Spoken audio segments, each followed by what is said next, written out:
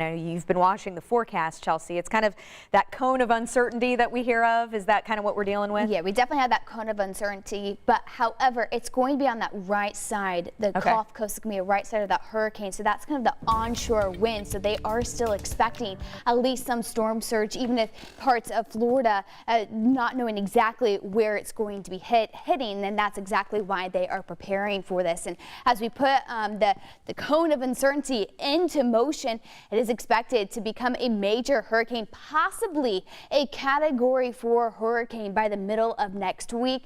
And right now, the National Hurricane Center actually has it decreasing in that intensity, possibly more of a Cat 2, possibly Cat 1 before making landfall. Again, you can see this large cone of uncertainty of where it could actually make that direct landfall. But let's bring it back home. We've had a beautiful but windy day. Temperatures were able to warm up into the 70s. For some, others maxed out in the 60s, seeing some of the blue sky as some of that drier air mixes on in. Dew points are in the 50s, so very comfortable air. Currently at 69, winds out of the west with a sustained wind speed of 18 miles per hour at times, gusting about 25 miles per hour, and really that wind sticking with us for the next couple of days. Temperatures right now 66 in Kokomo, while it's still 71 in Bloomington, 70 in Greencastle, 73 for you in Bedford. Live Doppler 13, rain showers near Fort Wayne, and that's really where they're going to stay. Maybe an isolated shower stretching a little bit farther south, but most of us staying dry with that west-northwest wind. And it's going to remain breezy tomorrow and a little bit cooler.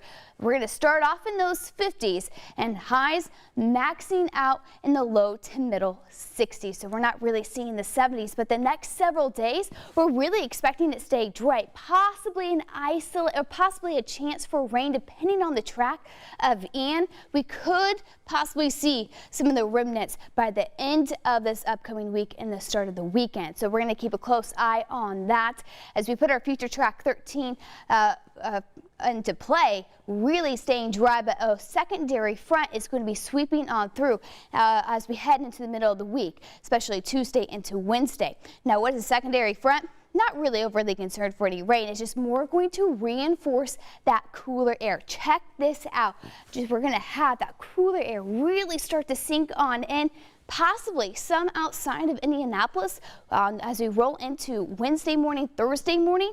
We could see those temperatures dipping down into the 30s. Now, it may be just a few degrees warmer than to be able to see some frost, but here's our average first frost date, October 17th, the earliest, and we've passed this now, September 23rd in 1943. The latest we've seen the first frost date was November 10th in 2016. So it is definitely going to be a cool and fall-like week. Highs in the 60s. Check out Wednesday, high of 62.